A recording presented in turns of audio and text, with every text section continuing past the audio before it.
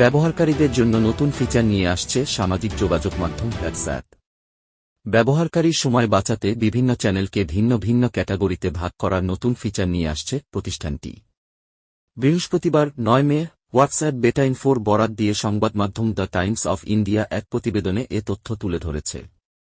২০২৩ সালে হোয়াটসঅ্যাপে চ্যানেল যোগ করেন মালিকানাধীন প্রতিষ্ঠান মেটা।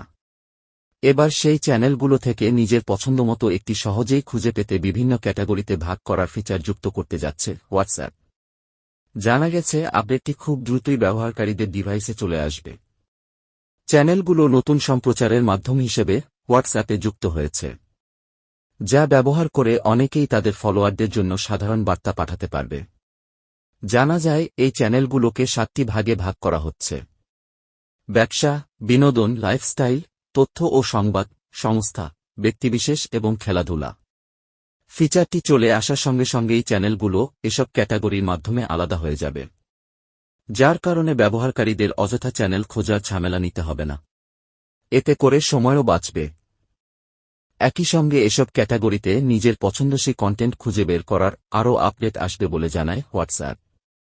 লোকেশন বা স্থান ট্র্যাক করে ব্যবহারকারীদের আগ্রহের কন্টেন্টগুলোকে সামনে আনতে আপডেটে কাজ করা হবে বলে উল্লেখ করে প্রতিষ্ঠানটি।